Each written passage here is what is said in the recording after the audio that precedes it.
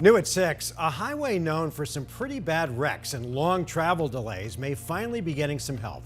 Good evening, everyone. I'm Mark Curtis. And I'm Kadiva Devine. Thanks so much for joining us. Officials approved a plan to widen US 93 outside of Wickenburg. It's a plan that's been on the books for years, but as Team 12's William Pitts explains, the project is about much more than just safety.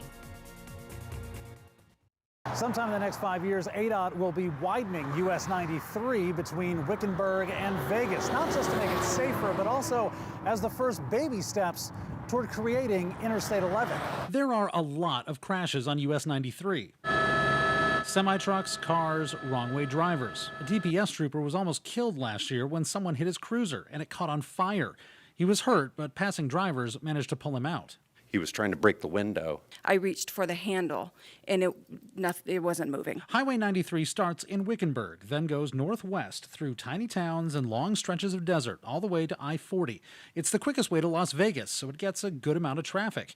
And for most of that long stretch, it's 2 lanes only. A crash can shut down the road for hours with no good detours. But that may be about to change. ADOT says there are 3 widening projects on US 93 in the plan for 2024, 2026, and 2027. All 3 will expand the highway to 4 lanes, divided in the center. Just like this part of the 60 heading to Wickenburg. But for the past 10 years, it's just been too expensive to do the whole thing.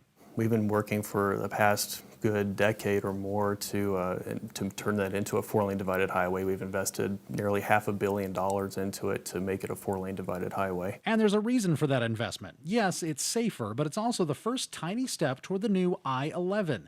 I-11 will be an interstate freeway that would go from somewhere in the West Valley to Vegas. That's the long-term vision, of course, and that's one reason why we're converting it into a 4-lane divided highway. I mean, of course, it improves safety, it makes it better, but of course that brings it up to interstate standards. But there's no money for I-11. It's not even past the planning stages, and it's probably a decade or more away. But in the meantime, ADOT can at least do some of the work they'll have to do anyway down the road. William Pitts, 12 News. Will, thanks.